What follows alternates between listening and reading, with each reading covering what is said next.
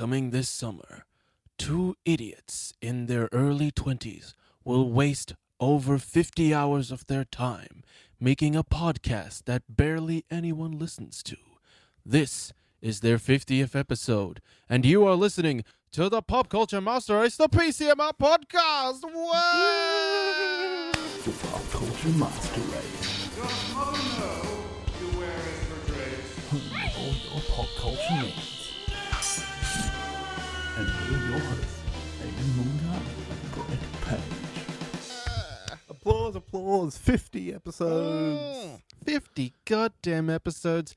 We have wasted a dozen people's time. Yeah, a dozen people's time. Well, I'd say a dozen. That's being generous, you know. we wasted our own time a lot. Oh, definitely. We've wasted a lot of our time. But it's But fun. you know. Yeah, you know. It's all right. It's a conversation between two idiots who don't really know anything. But Who like do a to lot of think they do. Wikipediaing before the episode to make it sound like they do. Yeah. I usually do it during. Oh yeah. Got that IMDb open always. Oh yeah, whenever we do a review, we have like 4 tabs open on our computers ready to go. Many times. So many. Because I always forget people's names. Usually female actors, which I feel bad about every time. I like to blame the media for that, but I'm trying to get better at it. I think we found out over the weekend that I know even less people's names than you do. Oh yes, definitely. So yeah, let's take a little stock before we get into the main meat and potatoes of this podcast. We will be appearing at PAX Melbourne, Yes. I believe. Yes. That is Yeah. the one. You'll pay me back for that. We will bitch. be there over the weekend. We've got full passes. Last year we were just there for one day. We'll be doing some videos, I'm pretty sure. Yeah. That's the plan. Do some vlogging. We'll record an episode of the podcast intermittently, probably interview some more people, do that again. Or maybe we'll just try and trick people into thinking we're famous and just sit on the floor somewhere and do a podcast Yeah. and talk about people as they walk past. I don't know. Maybe we'll do a couple episodes. We'll see what happens. We can literally do anything because no one cares. Haha.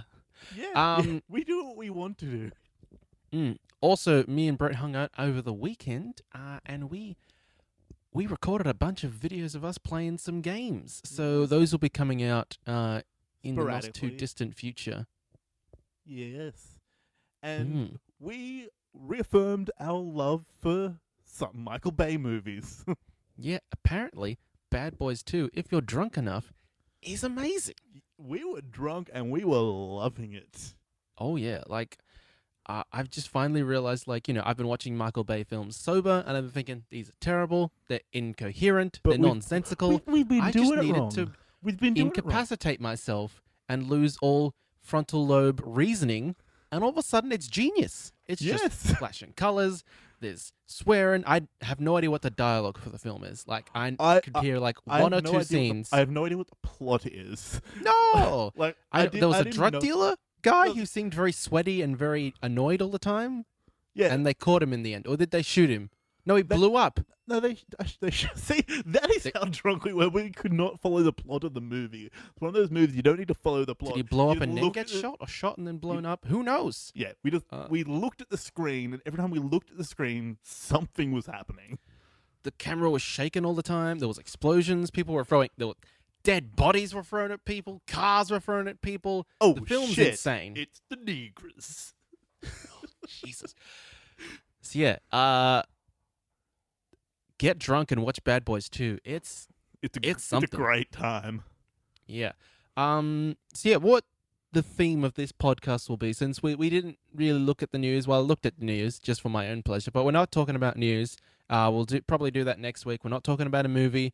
We're taking stock Yeah. of we're nerddom. We're just of for, geekdom. We thought this week for our 50th episode, we just take a step back and just take a look at the pop culture world as a whole and ask ourselves, what's going on? What's happening here? State How of we the going? Union. Yes, State of the Union, pretty much. Mhm. We use that term loosely. Yes. It's mainly just going to be us going like, I like this trend, I don't like that trend. That's a bit weird, isn't it? Yeah. See, Mm-hmm. and here's where I want to start it. A thought I've been having. Because I remember We start off getting one Marvel movie a year, then recently we'll be getting 2 Marvel movies a year, and as of next year, we'll be getting 3 Marvel movies a year. Yeah. Do you think it'll get to a point where the Marvel Cinematic Universe will be as huge and as convoluted, really, as the comic universe, where there's just so much going on? I all feel the like we're time? getting that way. Like, that's something that's bound to happen when you decide to have continuity. And at first, like, it's easy, it's streamlined. You've got maybe 1 or 2 things to worry about. They ran into the same problem when they released Marvel Ultimate.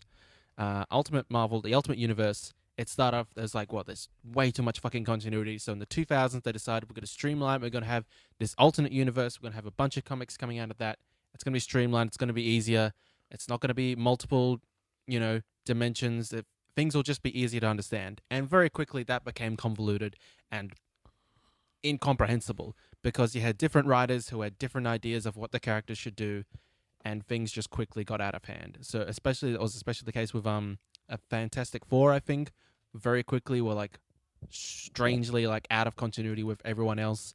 They were constantly doing weird different things, and no one quite knew what their ages were, what they were doing. I think the only really good thing that stayed good throughout the Ultimate run was Spider-Man, because you had Brian Michael Bendis on that, and he's pretty good at keeping a tight ship. See, here's me with the Fantastic Four. I find it so hard to give a shit about them. I want to give a shit about them I because want to. I like the idea that they could be like The Incredibles is basically a really good Fantastic Four film. That's what a Fantastic Four film should be. Not exactly that plot, but that kind of feel and aesthetic. It should be a fun 60s kind of space romp thing, Yeah. That's what ideally in my mind, that's what a Fantastic Four film should be. But we keep getting either films that are just silly and not quite getting it because they're kind of early 2000s silly, or they're just kind of completely miss the mark and do that dark, gritty, boring thing that the most recent film did. Yeah. And It's like they just seem very uncinematic in a way that Hollywood doesn't understand. There's definitely a way you could do them that I think, if you got someone like a Brad Bird could do an amazing Fantastic Four movie. But you give it to other people who have just been fed it's got to be dark and gritty, all thanks because of, Batman and Nolan's films. And then that formula doesn't work for everyone. And for some reason, Hollywood doesn't get that, Yeah, see, at least for the most part. I'm even having trouble caring about them in the comics. They've been appearing for me a few times, and just every time they're there, I'm just I'm finding it so hard to care about anything you're doing. I don't know them if I'm as a reading the team. wrong era. Yeah. I like them in their at the moment, the Thing and the Human Torch are the only ones that are still around because Sue Storm and Mr. Fantastic, what's his name? Bloody Richards. Reed Richards. Yeah, they're off. Who knows where? They're in some kind of pocket dimension, so they're not really being used at the moment. They're kind of, for all sense and purposes, dead, but not comic book dead. And that I'm in another dimension. Whoa, not actually dead. And I like the kind of relationship between the Human Torch and Spider-Man. They have a very cool dynamic. And the Thing I've always actually had a hard time kind of caring too much about because he's just kind of I'm a gruff guy from New York and I'm made of rocks. Brr. It's I don't care about that, Do something interesting, you fucking hunk of rocks. But, there was a comic I read where he was fighting the Hulk, and it was just he was trying to talk him down and calm him down, trying to talk to Bruce. I'm just it's been what, freaking 70 fucking years, and you can't get it that when he's the Hulk, he's not Bruce. Can't believe they're still trying that shit. Well, I think that's more writers trying to create false tension and stuff. That they don't know how to write those characters. So, yeah. So in the movies now, we've got this massive landscape where because Marvel, so they've come in and said, all right, we're going to have our own studio. We're going to do our own films. We're going to have our own cinematic universe. But fuck, we don't have a X-Men. We don't have a Fantastic Four. We don't have a Spider-Man. And that was a good thing for them because they didn't have access to their big guns. X-Men, fucking huge because of that cartoon. Everybody loved the X-Men. Didn't have their big guns. Didn't have Spider-Man, which is one of the most recognizable superheroes out there. It's Batman, Superman, Spider-Man are the three before these Marvel movies started coming out were the biggest superheroes out there. Yeah, So they had their definitely. hands tied behind their back. So they had to go out and do that kind of characters. They were kind of recognized, but not really. Like you could have asked someone like, "Who's Iron Man?" before 2008, and would have said, "I have no idea. I have no idea who that is." Okay, Aiden, I think we've been through this before. That's just you. Did you know who Iron Man was? Yes, I knew who Iron Man was. I had no idea who he was. I hadn't seen much of him, but I definitely knew who he was. No idea who So it I was. feel But like I we've wasn't had really this- reading comics back then, so. True. Well, Mm. see, But yeah, I went so through... for general audiences. So back then, I was a general audience. Now I'm a fucking weirdo. But back then, I was like, I don't know what the fuck this is. I know Batman, yeah. But Yeah. When did you start reading, like, really reading comics? like Marvel comics, not until maybe 4 or 5 years ago, I'd say. Batman, I've been reading intermittently for most of my teenage years, I'd say. Okay. Well, I was like, when I was a kid, like, I've talked about this before, when I was, like, really young, like, 8 years old, whatever, I was reading X-Men. Then by the time I got to being a teenager, I'd stopped. And it's been, like, really recently I've started reading them again because here's something we definitely need to talk about. The effect that all these superhero movies having on people as a whole. Oh, yeah, 'Cause- superheroes are like the big thing. Yeah. That's what culture is now. It's all And- about superheroes. Geek culture, nerd culture is really becoming more popular. It's a because of $1 it. trillion industry. Yeah, and there's so many more people who will be out there and proudly will say, yeah, I'm a nerd, I like Star Wars, I like superheroes, I like all this geeky shit.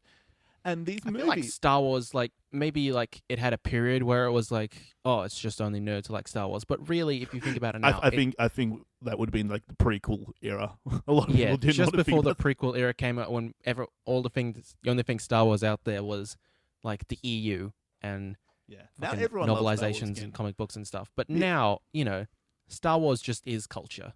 Yeah. And see, here's what these superhero movies have done to me, and I'm sure many other people. Like, I've always liked superheroes. I've always watched superhero movies.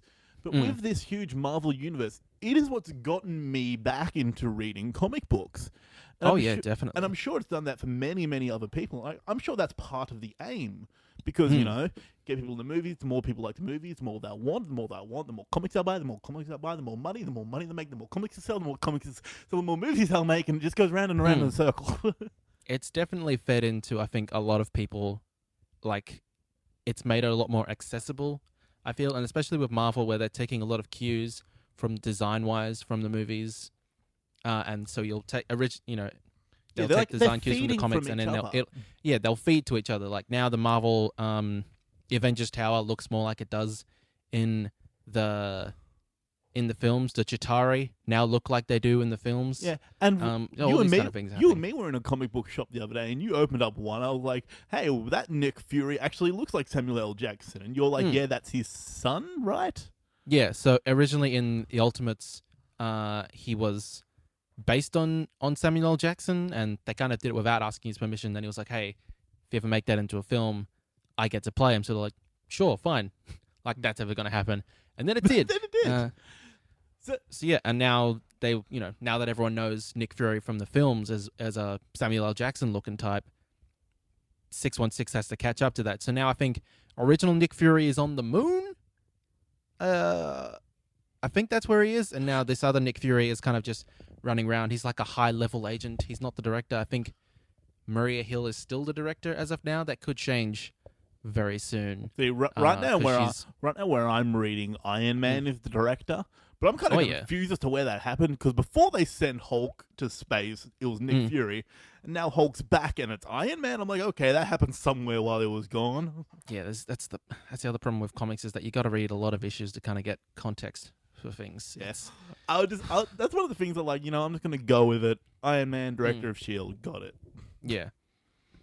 I feel like that's the other thing. Like, so what were we originally talking about? Oh, yeah. So these films getting convoluted. We're already almost, I think, at that point. Like, you can't walk into a Captain America Civil War and not have at least some context for what's going on in Winter Soldier, what's going in the Avengers. You can't have just be like following the Captain America films. You have to have been following what's going on in the Avengers, because otherwise, like, who the fuck is this purple guy who can walk through walls? Who's that Arrow guy? who's the fuck this who the fuck is this Iron Man person? Who are all these people? I'm very confused. So you have to watch the Avengers films. But I And feel then, like it's you a know- lot. It's reasonably easy at this point to stay reasonably up to date. Like, there is a few films that you can really forget about and not worry about them. Like Iron Man 3, you don't really need to have seen it to keep up. It helps a little bit in that it kind of informs, Tony's carelessness and how he would like come to create something like Ultron. It's good for character building, but Mm. plot-wise, for the whole MCU as a whole, Oh, not yeah. really. No. And like, you can. What else could you skip? Do you think? That's kind of it. Oh, you could. I don't know, probably Guardians of the Galaxy. Oh, for the Dark World. I don't know why you would. You can skip the second Thor movie, probably. Well, the only real implication it has is when it gets into Civil War and they're talking about all the events that led to the Sokovia Accords. I'm like, and you can just see them like, okay, something big happened. I mean, not that it's a terrible guess movie. so. It's just like, Really, the one you could skip is Agents of S.H.I.E.L.D. Like, it's gotten better, but it's not informing the films at all. well, the whole idea of Agents of S.H.I.E.L.D. is you don't need to be watching it. It's something that's going on in the background. Because they've said, like, it needs to stay that way because the Avengers all still need to believe that Coulson is dead. I don't know why, I don't but think they need to believe it now. Like, after the events of Civil War, I don't think, like, the Avengers are pretty much broken up. Now would be the time to bring him in. well, still, if I was the Avengers, this is like after Age of Ultron, I would have been like to Nick Fury, like, where'd you get the helicarrier? Like, you're not anything. You're not. How did you get the helicarrier?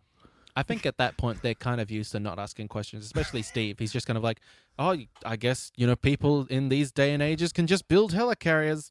Sure. Yeah, but, if you think about it, I like, took none down of them 3. question I it. assume there were more. True. Mm. I don't know. You think one of them would have been like, hey, where'd you get the helicarrier? But apparently not. I guess they were probably distracted by all the robots Yeah. Oh, true. and the fact they were on a flying city. Have you seen all the posts that people keep putting up, which is like the cast of Infinity Wars, and it's totally fake, and it has like all the names of all the Netflix and TV people. I'm just like, It's what people want, but it's not what's going to happen. yeah, exactly, and like people keep tweeting about like, oh my god, look at this cast list. I'm like, do you The really problem is even believe like that? when some of the actors are tweeting it, like Vin Diesel tweeted it. I think Robert Downey Jr. posted a picture on his Facebook. Oh yeah, but Robbie Downey Jr. put it with a caption that was like, haha, if only.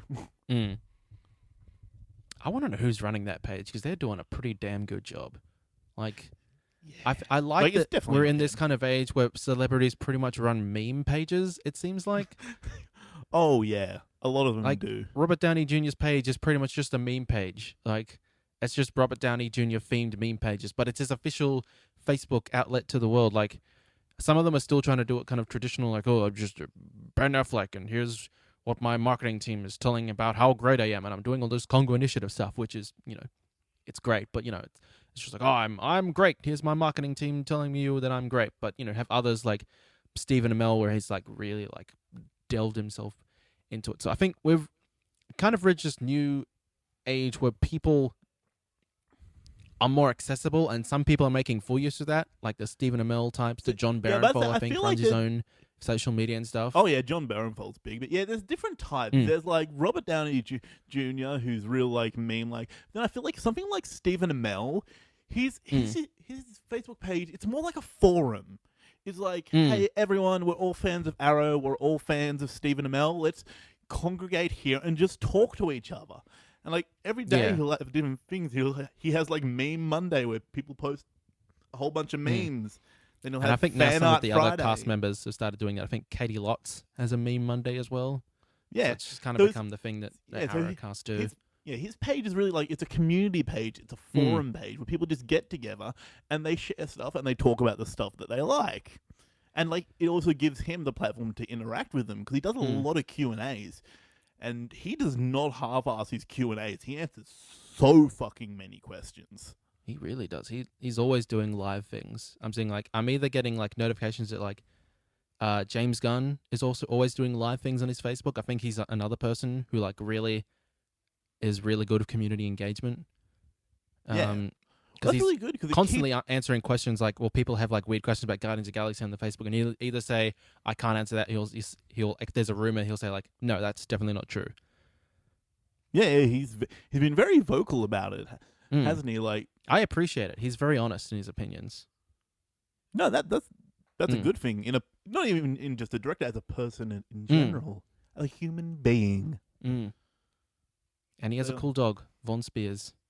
I haven't followed his page. I think I need to. You should. It's very informative. I'ma Like do that's that where all right the now. I get all my Guardians of the Galaxy news because he'll just post it.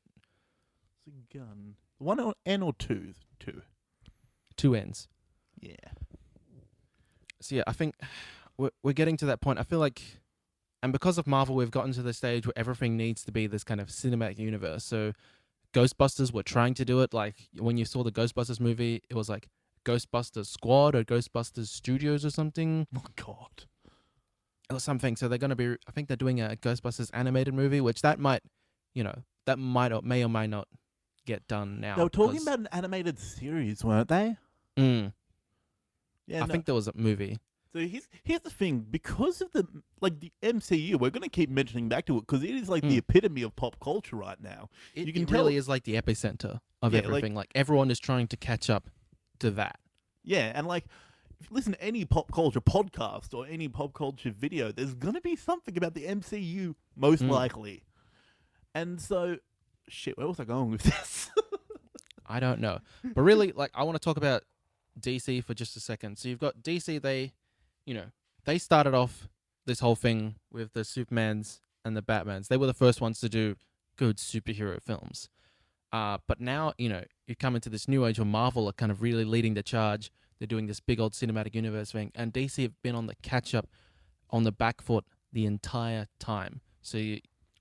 And this all stems from Christopher Nolan. He wanted Batman to be in his own universe. So from 2005 all the way to 2012, they were locked off and that, okay, we can't catch up to Marvel yet. We have to finish off this Batman stuff and then maybe we can start something. So then they tried to start with Green Lantern. That didn't work at all. Nobody wanted to see a Green Lantern film. Was that meant to be the start of the universe? It had Amanda Waller in it. It featured a bunch of things that was supposed to be a start. Didn't work. So then they tried again with Man of Steel. I didn't finish that movie. I fell it's not asleep very half. good. It's got Taika Waititi in it. He plays Hal Jordan's best friend. So there you go. I fell asleep halfway Everyone in through that it. film has gone on to bigger and better things. Ryan Reynolds is Deadpool now. Bloody. Did Taika you read Waititi's the article directing that said Thor, so. Ryan Reynolds actually kept pouring his own money into Deadpool to make sure it was done right? Good. Like you can kind of tell the guy kind of loves that character. Oh yeah, he even played in the shitty X-Men movie, Wolverine movie. Yeah, he was kind of blackmailed into doing that because he was like, I don't think this is how the character's supposed to be. And they're like, well, we can either fire you or you can do what we told you to do. It's like, the okay. first half of the movie, he was pretty accurate Wade Wilson.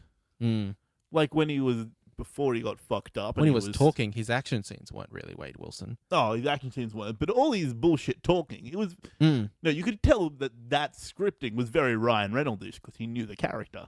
But the rest is just kind of bullshit. Anyway. Yeah, the garbage movie. Yeah, so now you have all these other things coming in. So DC, they're on the back foot. They're trying to catch up. So they start with Man of Steel. It's critically not panned, but people are mixed on it. Some people really like it. Some people hate it. And then you've got all these other films, and they're trying so hard to catch up, but they don't have the things that Marvel has, which is where Marvel were kind of had that great thing that great films need, which is limitations. People don't talk about this enough, that limitations are really important in film. You have too many films thinking like, oh, we've got $100 million budget, we've got this great cast, that's all we need, we're going to be good. No, you need limitations. Jaws, the shark kept fucking up. And because of that, they had to show less and less of the shark, and they had to be more creative with their shots and create this sense of dread about the idea of the shark, and that ended up making the film so much better. It birthed the summer blockbuster. That's the best example I can think of. Can't think of another one right now. But yeah, like the MCU, they didn't have their big guns. They had to go for something like Iron Man with a character, with a director who'd only really done things that, comedy things you weren't quite sure that he could do it. Robert Downey Jr., he'd been fucking up so much. Oh yeah, that was when he was really like heavy on his drugs, alcoholicness. He just come off that. He needed his big break. This was him being like, I need to like get back out there. It was his second win, and it was all this right mixture of like things that went wrong and limitations that made them really, get in there and focus and actually be creative and try to be good instead of just going like, oh, it's Batman and Superman. We don't have to try. Fuck it. They actually tried and it worked. And here's something we've said before, Mm. that you can't make a movie as a setup movie for the rest of your universe. No. That's very much what Batman v Superman was. Mm. And because Marvel, they obviously had the idea at this point that this is what it's going to be. This is going to be the start of this universe. That's what we want to do out of it. But they knew at the same time, it can't just be the start of the universe. It has to hold up on its own, or the universe isn't going to hold up. No one's Exactly. going to care about the other movies if the first one isn't good. Mm. So, and many other things try to do that. Like Universal apparently trying to do this monster movie universe, Ghostbusters, they've that been we just mentioned. Trying to do that for a while. Like Dracula Untold was supposed to be a start of their like Universal monster movie universe. Nobody really remembers Dracula Untold, so I think The Mummy is now supposed to start that off. I'm not entirely sure if even Dracula Untold is even still a part of that, but they're trying to reboot The Mummy. I think the problem we have today is that a lot of people are just trying to do brand recognition, and they think that just because Marvel is doing like, oh, Marvel has like a bunch of back catalog things and like names that people recognize, but Marvel is also doing things with characters, that nobody recognized. Nobody knew who Guardians of the Galaxy were. This is the most niche comic fucking out there. This crazy out space adventure bullshit, And they got a director who, what had he done? Super, which was like an anti-superhero film, basically a dark comedy. He'd done a bunch of horror films. He'd started off his career, in the trauma productions, creating really shitty B-movies. I think he wrote the script for Scooby-Doo. So this wasn't a guy who people think like, oh yeah, he'll be a big budget superhero movie director. No, but they trusted him. They knew he was the right guy for the job, and he came in and fucking killed it and knocked it out of the park. Yeah, which I'm sure is what's going to be happening with Taika Waititi. I still don't know his name properly. I'm pretty sure that's how it's pronounced. Yeah, he hasn't done a lot. He hasn't done a lot of superhero action stuff, but It's Marvel, all like indie New Zealand comedies. yeah, Marvel has gotten to this point where it's just like they can spot talent, and I've gotten to the point with them like I don't know this person, or maybe even I haven't been a fan of their previous works, but Marvel, I'm gonna trust you. You haven't let me down too much so far. They had them bumps on the road, Iron Man 2, and some people didn't like Thor: The Dark World. I thought it was fine. I understand that the villain wasn't that great, but I was about to say it was the fun. only real casting issue I've ever had with Marvel is them wasting Christopher Eccleston. yeah, he should have had a lot more to do. That guy's amazing. Yeah. Have you seen The Leftovers yet? No, that's what I need Should to watch it. Should watch it. That's Real the one good. where like a bunch of people just disappear, don't they? Yeah, it's all. Cannot recommend it enough. Real good. But yeah, like everyone is trying to do this kind of cinematic universe thing, and it's kind of in some ways like Marvel have kind of ruined the film industry. Like they're doing good. What they're doing is good, but everyone else is trying to copy them and try and just shove money into things, or they're trying to stick to their old way, which isn't working either. Like Ben-Hur is, in the old, old times of like Ben-Hur. fucking, even just like 10 years ago, Ben-Hur would have done pretty well, But now, it because very no one reminds fucking me gives of a shit about sword and it sword and reminds me of those sandals. 2000-esque movie like Gladiator, like freaking what's that freaking Percy Jackson and the Lightning Thief. Did that even do well? I don't remember that doing well either. Did it do well? I can't remember. Like we've gone in waves. Like I feel like I remember not hating it. That's all I remember. superheroes have got some legs because they can do different things, and people really like that right now, and it's hot, and so it's kind of buckling a little bit because DC just keeps fucking up, and the critics do not care for what they're doing. What was I talking about? But with Percy Jackson and all that young adult stuff, we've watched that kind of rise and fall. Like I'm pretty sure We're at Okay, the Percy end. Jackson and Lightning Thief made $226 million at the box office, but what was its budget? It's probably Let's it can't have been see. that big, right? Budget was $95 million, so that's a pretty big That's- success. That's over $100 million. That's all right, actually. It's still probably too much to spend on that, but yeah, you get these things like Ben-Hur. They're spending 150 million ridiculous prices on these films that, even a layman could look at that trailer. And apparently, even the film, it's not that bad. It's just okay. It's just like you look at it and you're like, no one is gonna fucking see this. No one gives a shit about Ben-Hur. No one's clamoring for a Ben-Hur film. No one's going, oh, mate, man, I wish they'd make a Ben-Hur film. That's what I want to see. I want to see a bloody Ben-Hur film. Like, no. Currently, Ben-Hur is 5.6 on IMDb, 27% on Rotten Tomatoes, and 38% on Metacritic. Yeah, no one So- wanted to see it. No one's going to see it. It's going to flop this bad. reaffirms your point.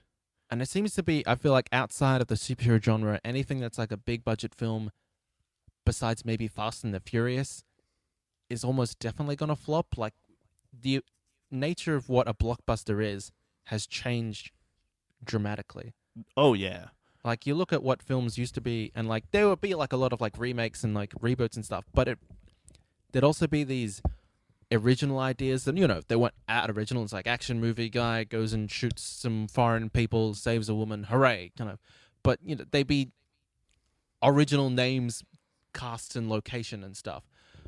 But now that's like there's none of that. Like I think there's some everything's a sequel. Jason Statham movie, The Mechanic 2 or whatever, that came out recently. No one's gone to see it. I haven't heard anything about it. I didn't even know that was a thing until you just told me. Apparently it's a thing. I saw like a trailer rollover thing on YouTube, and I was like, what? Why? But anyway. See, wait, here's a thing. You've probably heard this sentence. Everyone who enjoys superhero movies has probably heard this sentence. Mm. Superhero movies will never win awards. Mm. And maybe it's true. Maybe superhero films never will win Oscars. But here's the thing at the same time.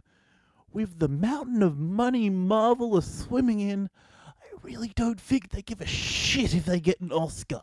No, they're not making films for Oscars. They're not looking for that kind of accreditation. They want kind of good critic response, but really good fan response. Yeah. Like, here's how I think. Do you remember what T.J. Miller said last year when he won a Screen Actors Guild Award? No, what did he say? Oh, wait, I'm going to look this up because I don't want to butcher the quote because it was so great. I had a point I was going to talk about before. I'll just mention that now. So, like, we've seen the rise and fall of, like, the young adult film. Like, I'm pretty sure that's dead right now. If we're doing a State of the Union of what's happening in geek culture now, I'm going to say it, the young adult kind of film genre, it's dead. Like, the fifth wave or whatever, that's not getting a sequel. Divergent, the last film or whatever, that's not going to cinemas. That's going to be straight to DVD. It's dead. The Hunger Games ended, and it died with that. Like, I feel like we can confidently say that, right? Okay, here's my live reaction to this video I'm watching. Mm-hmm. They called out T.J. Miller won the award, and he's shoving his face with food and sculling a glass of red wine before he goes on stage. Mm-hmm. T.J. Miller is walking to stage. I don't want to butcher the quote, that's why I'm watching it. Yeah. Mm. Took the award from that guy. He's still eating. Mm. He's on stage and he's still eating. All right.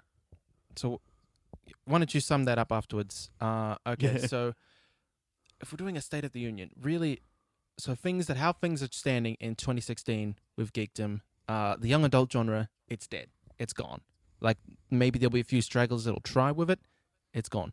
Sword and Sandals, the kind of the Ben-Hur kind of big biblical epic, that's done. Like, Gods of Egypt failed. Exodus, Gods and King, pretty sure that failed as well.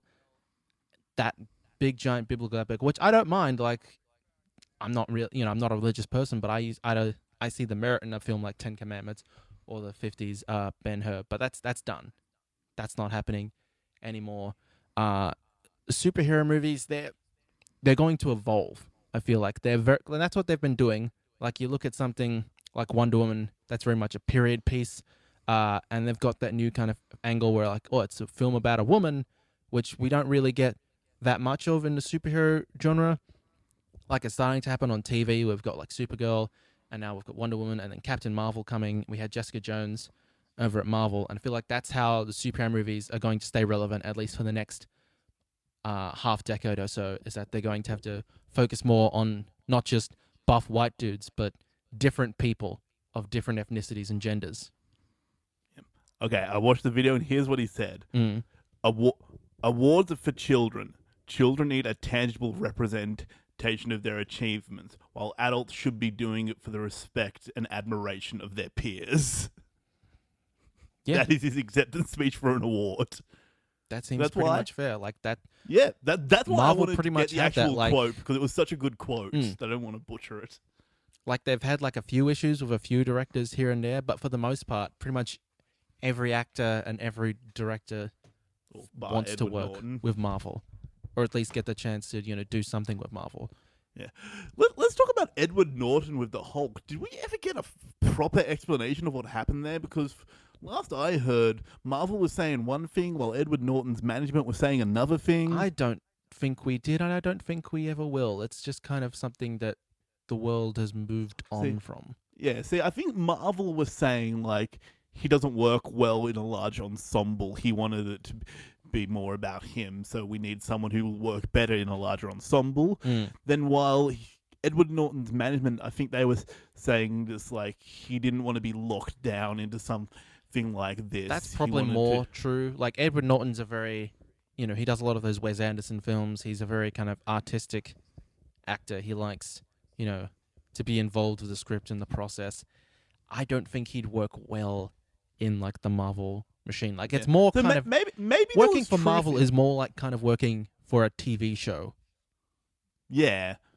Like, you have to And keep Edward Norton coming isn't back. really It's a a TV long show time guy. gig. And, like, when you sign on for Marvel, you don't sign on for a movie. You sign on for fucking a decade. You sign a multi-picture contract deal. It's basically kind of what studio heads used to do back in the old day. We're like, we'll sign you and you work for Universal. You're going to appear on Universal films, see? And now they've got Marvel have kind of got that old Hollywood sentimentality, but instead of playing, you're going to work here and you're going to play a whole bunch of different characters, here it's like, you're going to work here and you're going to be Black Panther for the next 6 years. Yeah. And, well, it can be good. It can be a good thing or a bad thing, depending on what kind of actor you are. Maybe for an actor like Edward Norton, he wants to keep rolling, wants to do many different things. Maybe it's a great thing. It depends how attached you feel to a character. Like I think for someone like a Chris Evans or a Scarlett Johansson or Robert Downey Jr., they've really become attached to their characters. Like they really enjoy playing them. Like I feel like Robert Downey Jr. loves playing Iron Man. I think he'll want to keep doing it as long as he can. Chris Evans, like, he was getting to the end of his contract deal and he said, you know what, I kind of still want to do this. Like my films have just kind of gotten better. I've just gotten better at playing the character. And it's like, can't argue with that. Dude just gets better and better with it. But so let's kind of talk about DC a little bit more. So they're playing catch up. Then films are fans. They're really dogged and determined to like them because, hey, I like DC characters as well. I get it. You want to like these characters, and you think in your mind, no, it's the film version of the characters I like, and they're doing comic panels from comics I like. I should like this. Why don't I? And, for some people like, no, I do. And other people like, I don't. This is very confusing for me. And I think I kind of fit into that category where I'm like, I don't like these films as much as I think I should. And that's very kind of disheartening and confusing. And it makes it harder to get excited for these DC films because they're planned out so far in advance. And, it's kind of too late to stop the wheel. Like the wheel's falling down the hill and they're like, no, we should stop here. This isn't working. We need to stop and fix the wheel. It's kind of jumping up and down. It's not really working. And they're like, no, we've already got Wonder Woman's. It's finished production and Justice League has just started. We're still going. And it's like, no, you need to stop. This isn't working right now. You need to fix all these things. But then at the same time, Ben Affleck can release a fucking random screen test of Deathstroke and I'll get excited because fuck, the character looks cool and I'm like, I want to see that on the big screen. So it's very kind of geek culture needs to kind of slow down and stop and actually say like, no, do the character right instead of just being very determined to see it and like, no, fuck it, just it'll be good. I'll like it anyway. I like See- these characters in the comics. Fuck it, I like them. See, the thing is, I feel like DC, they're learning as they go, because Suicide Squad was definitely an improvement on Batman v Superman. And so... it was and it wasn't at the same time. I feel like No, it still had that kind of it script had problem a- where you could tell. Like, the problem with Batman v Superman is that was like a 300-page script, a script that was supposed to be shown in like 3.5 hours, and they had to cut it down to 2.5 hours, and you can tell that like a chunk of film is missing from the film. Same kind of thing with Suicide Squad, where you can tell like this is edited weirdly. There's a bunch of this film missing. I'm having fun, but I know that this film is broken. See, I've said it before and I'll say it again. I think half the problem with Suicide Squad is Batman v Superman happened halfway through production. So it all went into shambles after that. I feel like the next Warner one... Brothers really felt that they did not expect the response that Batman v Superman got. You know, you were hearing stories about executives standing up and clapping after seeing a screening of Batman v Superman. They really thought they were onto a winner right there. And they were talking about, oh, these films are going to be smarter. They're smarter than Marvel films. And then it came out and it was just the dumbest thing ever. And people were like, I'm sorry, what? Yeah, exactly. It's like, but I feel like now they're starting to learn from their mistakes. I hope that they just get better and better It's hard after to this. tell because they know how to cut a trailer, and we've been fooled by pretty much every DC trailer so far. Like Man of Me once, Steel had a shame on great you. trailer. Batman v Superman had a great trailer. Suicide Squad had multiple great trailers. Wonder Woman has a great trailer. But, you know, that doesn't mean anything so far. True. I don't know. I'm still staying optimistic about DC because I just want to see good superhero films. Honestly, So let's talk about TV. So TV. Marvel is kind of, they're doing the thing that DC isn't, where DC is just like, we're just films and that's all. Marvel is like, we're going to tie everything together. All of our live action stuff is tied together. So they have little shorts online. They'll have the Netflix stuff. They have the ABC stuff. They're talking about doing other things. Like I think it was announced today that they're looking at doing a New Warriors show that's focused around Squirrel Girl, and they're kind of shopping that around. I'm not sure which network that's going to land at. So they're trying to do a whole bunch of weird and kind of wacky things while still kind of tying it together into their brand. While DC have kind of gone a different route where you've got Gotham on Fox, which is just kind of its own thing, and then you have all the CW stuff. Yeah, which is also its like own thing. It's separate from the rest of the cinematic universe. But that's still like 4 shows that can like work off and feed off each other. Well, at least Yeah, they they're will be building once- their own little universe. And I feel like they're crushing that. They're doing something that I feel like I'd rather they didn't, but I'm hoping that it helps them creatively.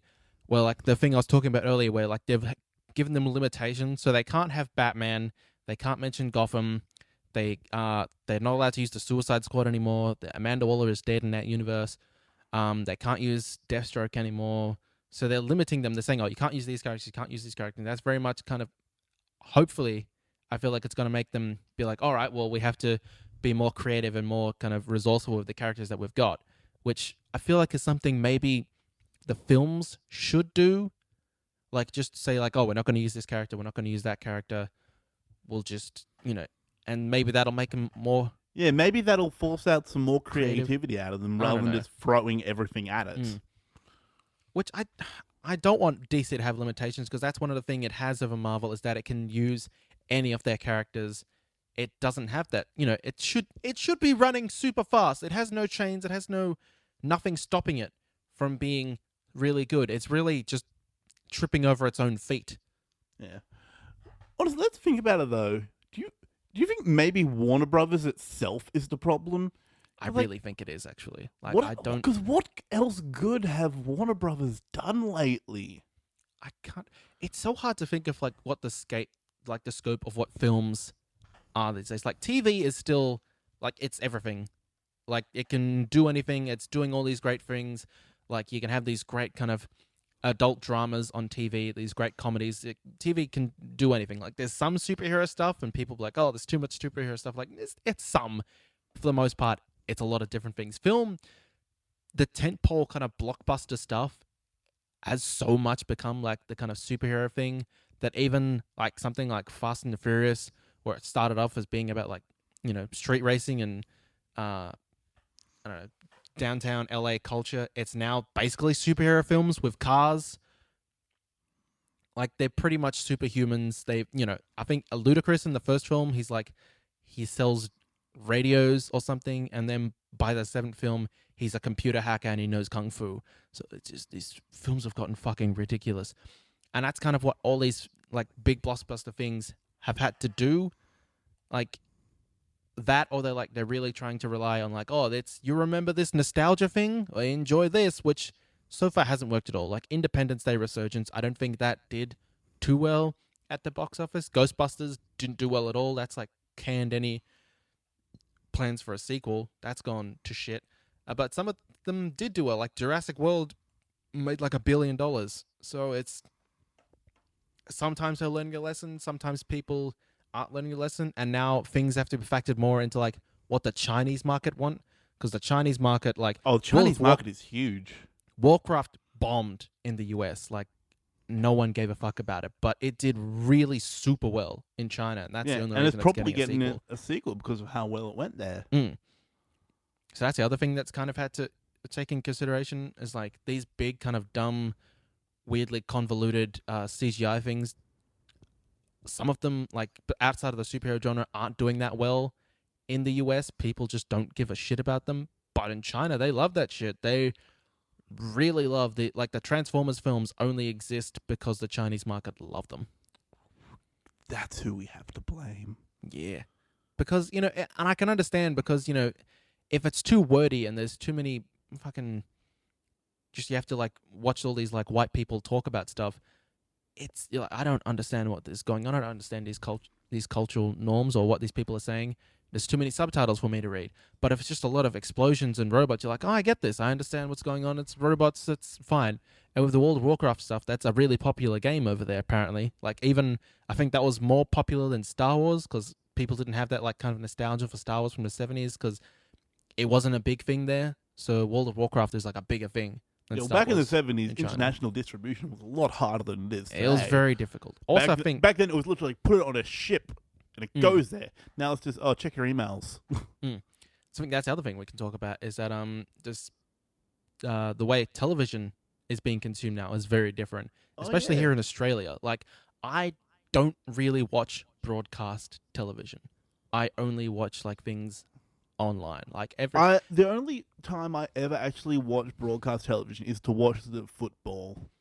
Yeah, see, exactly. Australian like, the only reason to watch broadcast listeners. television in Australia is to watch like sport because that's the things you can watch live, and it's kind of like overlapped into everything else in Australian television. Like maybe you'll have a few things here and there, like your long-running neighbours are Home and Away. I think Offspring is one of the things that Channel 10 does, and maybe the ABC will do like a bunch of comedies and whatnot. Like Wednesday, they still have like I think Soulmates 2 or whatever. But for the most part, it's all like sports and reality TV. Oh, that's God, the entire Australian.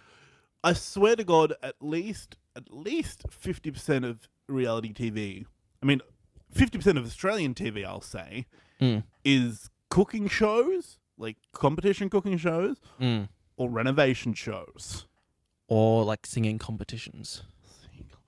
So many. Why are they not dead yet? I feel like at one point there was an X Factor Junior, The Voice, and I don't know, So You Think You Can Dance all on at the same time, and that's all Australian television was. I think Survivor is the big thing right now. Apparently Survivor's still a thing. Yeah. You know? Oh my God, I was having this conversation, I don't even remember with who, with someone the other day. I was like, oh my God, didn't Survivor get old after the first fucking 15 seasons? And now there's another one, and it's just... And we even watch, like, imports. We'll watch Britain's Got Talent or America's Got Talent. All that shit keeps getting aired here, and it's just suffocating. And even when there is, like, an Australian drama or something on, it usually sucks. Oh, so much of it is so bad.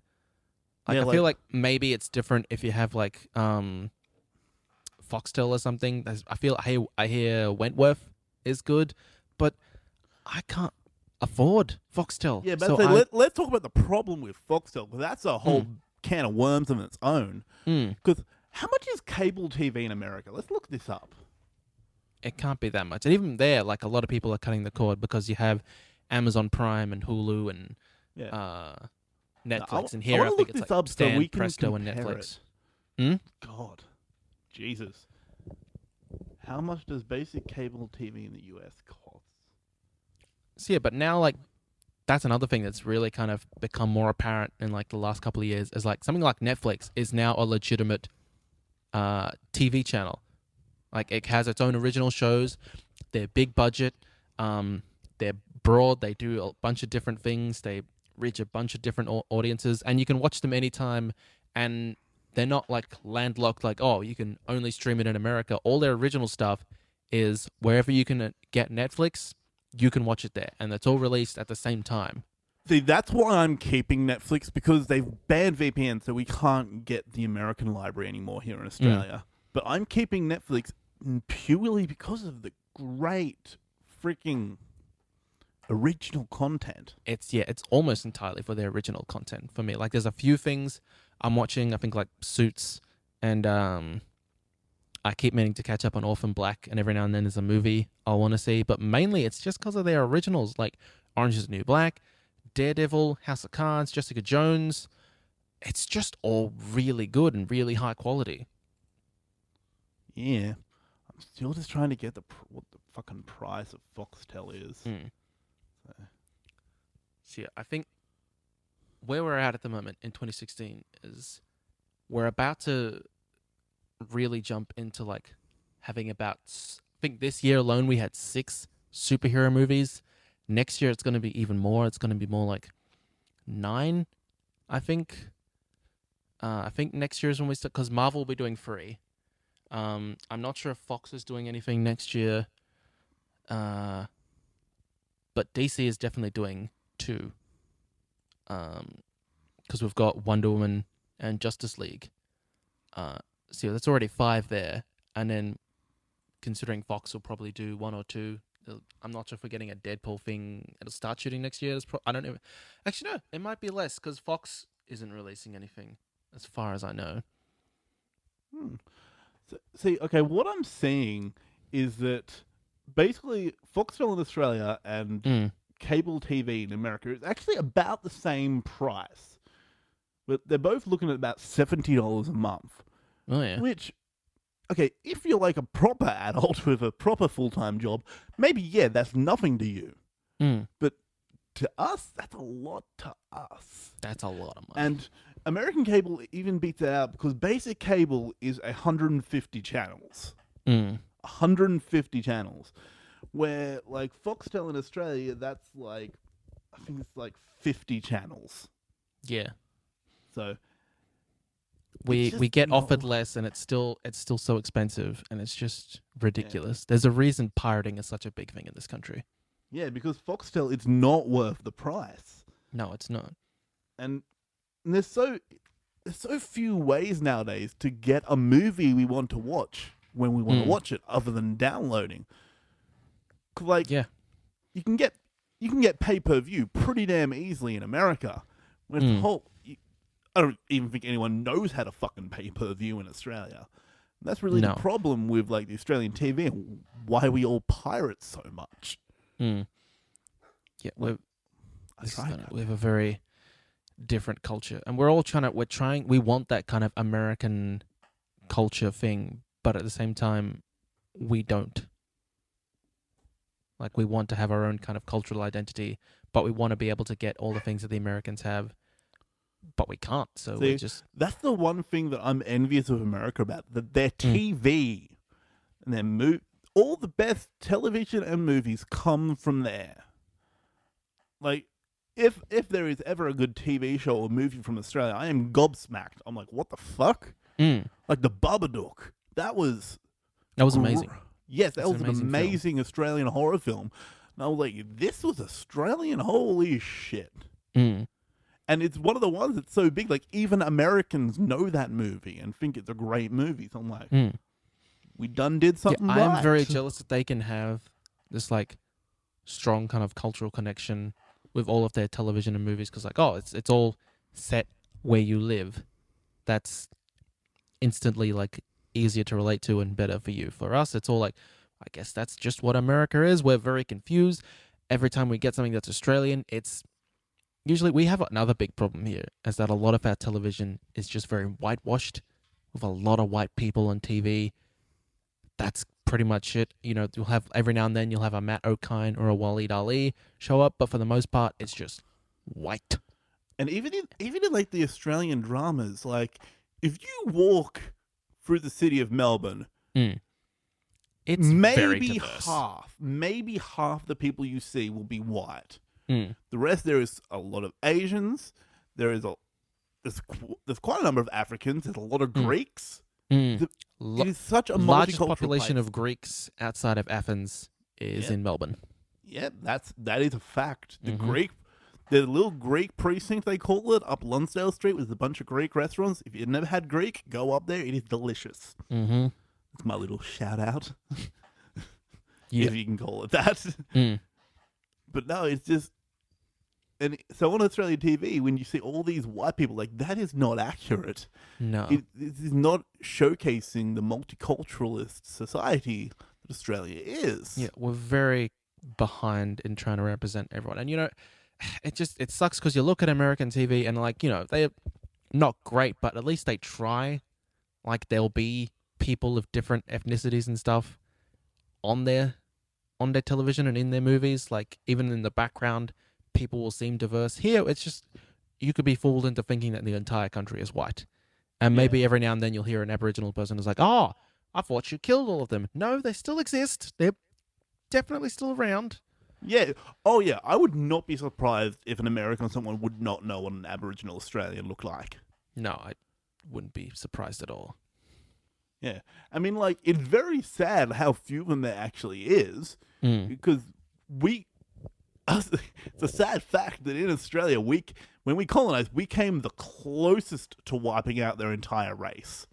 Oh, yeah. And even like 50 years ago, we were still fucking trying. We tried for a long time. That white Australia policy. Oh, yes. The fucking... when was it? It was like the 60s, what they were doing. Here's how fucked up our country was until not long ago. The 60s, they were still forcefully removing Aboriginal children from their families and putting them in white families to try and breed out the Aboriginal genes. Yeah, the lucky country is pretty fucked. Yeah. Anyway, that's not really related to geek stuff. We've kind of gone off on a tangent of how shit Australia is. Yes. But yeah, Still don't mind living here. It's pretty nice. All things considered. it's a beautiful country. Beautiful country. Beautiful country filled with white assholes. Filled with a lot of problems. Lot of Yeah. problems. But Then again, could be where worse. isn't? Other than True. Sweden. True. So I feel like, so comic books, people seem to be reading them more. At least we seem to be reading them more. And young that's adult- really the effect that the movies have had. Young adult films, dead. That's done. Yeah, dead in the water. DC need to get their shit together. Here's one we're going to talk about. Let's talk about this quick before we start to wrap things up. Star Wars. Star Wars resurgence, especially. I'm kind of really glad about this because it adds another. You can do so many. The Star Wars universe is so big, and I think the thing that I'm really looking forward to and what I'm really hoping is that Rogue One is really good, and that means that we can get different kinds of Star Wars films. Because for so much, it's just been about the kind of the Skywalker story, and it's been this kind of one thing. It'd be nice, to get these branch out and do these entirely different things and different kind of genres within that kind of Star Wars brand. Yeah. Well, if you really think about it, Star Wars back in the 70s when it first came out, it was the start of the sci-fi genre, and it was the start of like geek culture, pop culture, really. Yeah. And one could say, like, you can't really pinpoint Start it. of mainstream sci-fi culture, maybe? Yeah. You can't really pinpoint it. Like, it's like anything. You can't pinpoint it. I'd say that Lumiere film where they travel to the moon and there's that rocket in the moon eye. I'd say that's probably the start of like cinematic science fiction. True, but you know what I'm saying. It really, really popularized it. So it was the first big surgence of geek culture. Then, as we said before, it died down a bit. And it's really good to see with this new resurgence of geek culture, really kind of started by Marvel, really. It's really great to see that Star Wars is back on board the train, and amongst all this other geeky shit, we can get excited about Star Wars as well. And so far, it's been hitting the ball out of the park. So let's hope that another Rogue One's thing the same. we haven't really talked about, like, is that so much of our culture these days is based on nostalgia, and I feel like that's something I'd like to see shift a little bit. Like, kind of the true. good thing about the superhero stuff is that although that also is kind of nostalgia, It can be nostalgia if you've read the certain comics. yeah, but for the most part, it's stuff we haven't seen before on screen. Like Black Panther wasn't something we'd seen on screen before. Doctor Strange isn't really something we've seen done well on screen before. Ant-Man. Captain Marvel, these are all kind of be new and interesting things. But something like Star Wars, especially The Force Awakens, is really relying a lot on nostalgia. Ghostbusters is was trying to rely on nostalgia. Ben-Hur is relying on nostalgia. Jurassic World was just a big kind of nostalgia trip. A lot of our entertainment, even Stranger Things, one of the best shows of this year, really hammers home and relies on you knowing kind of a lot about kind of 80s nostalgia. And I'd like to see a kind of cultural shift. Like, I don't mind that if it's done well, but it's for the most part it isn't. Like 90% of it is done really bad, and then you get the 10% that's like a Stranger Things or The Star Wars. a Star Wars. Yeah. So I'd See, like with to Star see Wars- a shift towards creating more iconic things that are now and new. I'd like to see more original content, even if it's just based. I don't know if it's like based on like a book that's like current and now. I just would like 2016 to have more of a, or at least the 2010s would have more of a cultural identity of their own. Rather than just stealing others. Because if we think about like the 2000s, its big original thing was kind of like Harry Potter. I mean, it was based off of books, but the movies and the books weren't very far apart if you think about it. No, there's a lot of subplots of the movies left out, but for the most part, they're pretty much the same thing. Yeah, well, for the most part, they have similar release dates. It was only like, I think, 5 years between every book and its corresponding movie, wasn't it? Something like that. Pretty much something like that, yeah. Yeah, so it was the really big original idea of the 2000s, and like, so yeah, we have the MCU, which is probably the biggest thing in the 2010s, but like, it's not something as original. So I also think I saw something interesting the other day, which was talking about how like films aren't where like culture really gets it's like the big cultural things of like what we'll remember from like 2010s and stuff aren't coming from films so much anymore. Like there isn't like that big original like film that like, oh wow, that's our Jaws or our Indiana Jones or our Ghostbusters or our Star Wars. Like really it's coming from television. That's where we're getting our Breaking Bads, our Game of Thrones, our Boardwalk Empires, our that is a really interesting way of thinking about it. like really like if you wanted to say like what are the 2010s, what were the big cultural touchstones? It'd be Game of Thrones, it'd be Breaking Bad, it'd be House of Cards, it'd be Orange is the New Black. It'd be these big kind of event adult drama television shows. Yeah, definitely. And you can also think another earmark of the 2010s really is like what we've been talking about the most of the time, the universe. The first real attempt, and successful attempt at starting a big film universe. Yeah. Which like, is very much a TV idea. It is very much a TV idea. Like films have become, they're trying to, in a way, trying to catch up to television. Like Marvel were doing this interesting thing where they weren't so much trying to catch up to television, but they're like, this is how we've done things in our comics. It would be the best way to approach our films. And for them, it has been the best way to approach their films.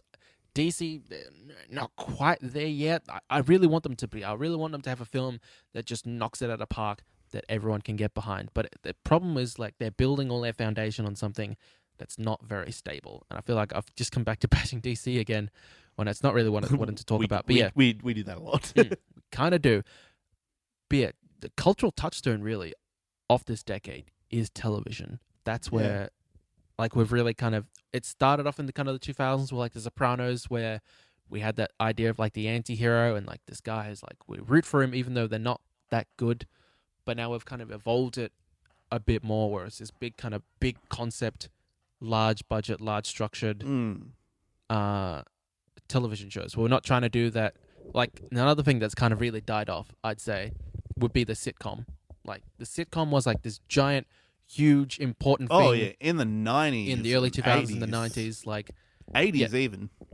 that's kind of dead. Like I think the last one that mattered anything was How I Met Your Mother, and now that that's gone, Oh, it's pretty much dead. I'd say. Like I think they still get made and they're still out there, but as part of like being part of like a something you need to know. Even me, I grew up being a big sitcom fan, and I'm not even watching them anymore. No, because they're not part of what the culture is. They're not what people talk about.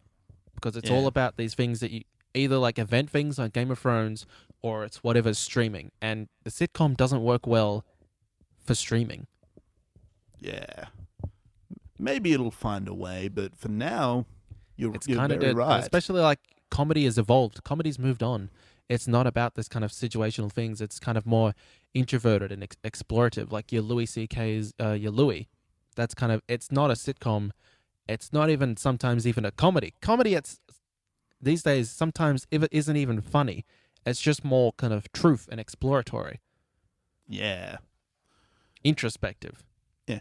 Anyway, I feel like we're getting at a good point to start wrapping this up.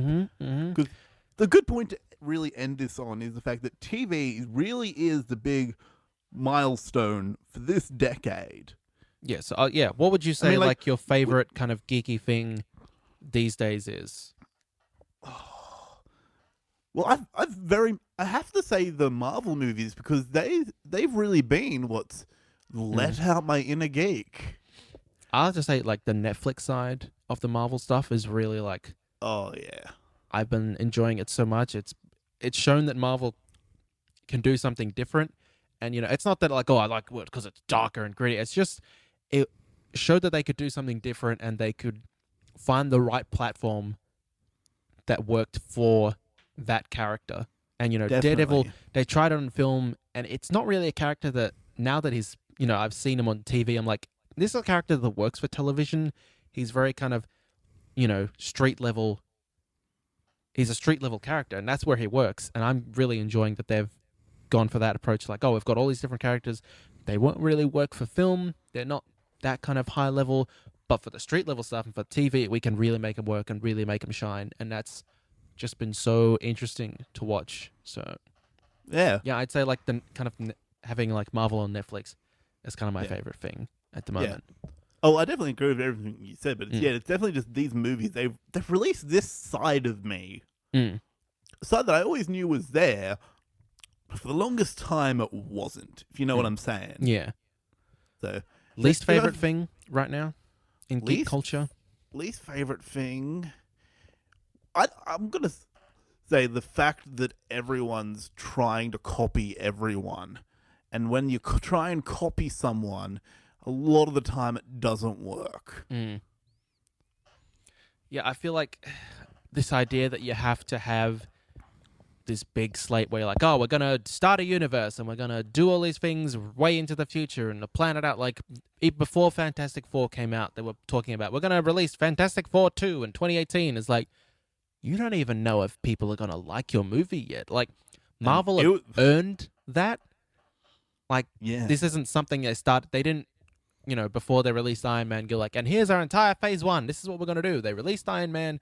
They thought, okay, it's good. Well, here's another one. You like it? Not so much? Well, here's something different. You like this? Okay. This? Well, how about this? All right, now we're planning to do this. They didn't reveal their hand straight away. Like, I hate that it's become this kind of big corporate thing. And another thing I don't like is that they'll just put so much money into these ideas that shouldn't have so much money. Like Gods of Egypt shouldn't have been a $140 million film. No one was going to go see that. No. It's a dumb idea. Ben-Hur shouldn't have had $100 million in it. It's dumb. No. Shouldn't have done that. No. There needs to be the films that were like the $50 to $70 million price range, they need to come back. Like comedies are doing that, and they're doing okay business because you don't spend that much money on a comedy usually. Like I think Neighbors or Neighbors 2, whatever, only cost like 35 million or something to make. Yeah, So- well, it's also like, as we talked about the other week when we were talking about Benedict Cumberbatch, frickin' Imitation Game, 14 million budget. Yeah, see, I feel like the mid-level to low-level budget kind of adult dramas, that needs to come back with like a vengeance. That needs to be here. And I know that's, it's working a lot better on television, but I feel like just to balance things out and just for studios to not spend this kind of ridiculous amount of money on these films that were never going to work in the first place. There needs to be more oversight. They need to get what out is a of good the and a bad idea. mindset that you have to spend money to make money. Yeah, they need to get out of that mindset because that's not necessarily true. I mean, so many things are flopping these days, and that's. I feel like culture needs to. We need to do this kind of cultural shift where already we're kind of doing it. Well, like the best thing you can do, is like if something looks dumb, don't pay for it, don't go see it. Use your money to express, because that's the only language they'll understand. Yeah, definitely. That's why I'm See, I not think- seeing dumb things that I don't know. I'm not gonna lie, like Ben Hur, fucking Gods of Egypt. I feel like I kind of want to see Gods of Egypt, but if it comes to Netflix, I might watch it because there was a podcast recently by the How Did This Get Made guys, and it was fascinating just hearing about how weird this film is. Also directed by an Australian guy. Oh, that's Yeah, nice. Alex Proyas. Yeah, he's an Australian guy. He went on so many rants on his Facebook when the film came out about like how critics and like he badmouths Marvel all the time, and it's just kind of fascinating to watch this guy who thinks he's an artist and that he's creative make this terrible movie. And just like badmouth all these people, like the only good thing about your film apparently was like Chadwick Boseman, and he's like a big Marvel guy. So it's just weird watching this person kind of not understand how things work and not being able to move on and thinking, oh, I can do this big original dumb idea and people will come see it, and not understanding that like it's not going to work. People aren't going to go and see it. It's a dumb idea. Yeah. But at the end of the day, even though this whole podcast we've had a lot of opinions, we're just two dickheads from Australia. That's true. Know what we like. Is there anything you'd like to see change? Like I've talked about a lot, what I'd like to see go differently. Is there anything you'd like to see change? I feel like that really going just forward ties into in geek with culture? saying my thing that I don't like. I'd like to see a change in the mindset of copying each other, of spending money to making money.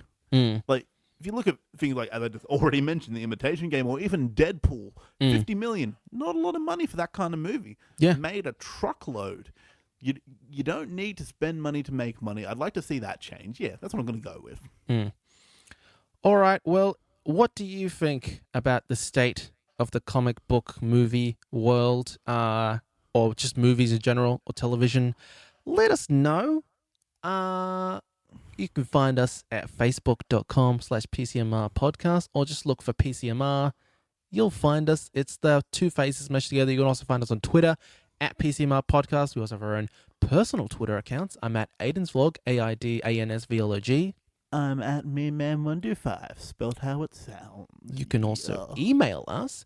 We're at PCMRpodcast@gmail.com. If you want to listen to us, which I assume that's what you're doing now, but you want to think, well, we're also going to listen to you. Well, friend, you can find us on YouTube. Just search PCMR. PCMR Podcast will come up. Or give us a subscribe. That's great. Also on iTunes, search PCMR. We'll be there. It's, again, Look at our pretty faces in the logo. smushed together, orange and yellow. You can listen to us there. Subscribe. Give us that 5-star rating. That really helps us out. And if you subscribe, we'll just come to you. We'll come straight to your iTunes account. You don't have to seek us out. It'll give you notifications when our next episode is up, and it'll be right there for your listening pleasure. Yes. Or if you want just one quick and easy way to find us, go to PCMRpodcast.net. That's our website. All our audio gets posted there. All our simple. social links are there. Oh, we also have an Instagram now. Yes, we have an Instagram. You plug that. 'Cause I don't You know can, it. yeah, you can go there. It's mostly just pictures of geeky stuff that I like. It's kind of just a a nice kind of message board of things that are like, oh, I like this, or sometimes news things or opinions. It's fun. Go there. Yes. Yeah. So, on that note, thank you all very much for listening. We hope you liked this bit of a different episode. We like to change it up every once in a while and do something different. Mm-hmm. So we had fun with this. Yes. Oh, Brett, any quick recommendations before we go? Quick recommendations. Bad Boys 2, get drunk and watch that. I recommend that. Watch Bad Boys 2. Yeah, definitely. I watched, I think I mentioned this to you. I watched Spirited Away again the other day. Oh, yeah. Still holds up. One Still of the holds best up? anime movies of all time. Nice. Still holds up. Next week, maybe not next week, but the week after, maybe Narcos Season 2, that comes out. That might be our next episode. It's like out tomorrow, man. It is? Fuck, okay. Is it Thursday or Friday it comes out? It comes out the 2nd of September. That's Friday. All right, I might watch that this weekend. That might be our episode next week. Okay, Narcos Season 2. See. Yes. Well, we'll see you then, whatever the episode ends up being. Yes. All right, ciao, goodbye, farewell, see you, friend. Wait, space, stop recording.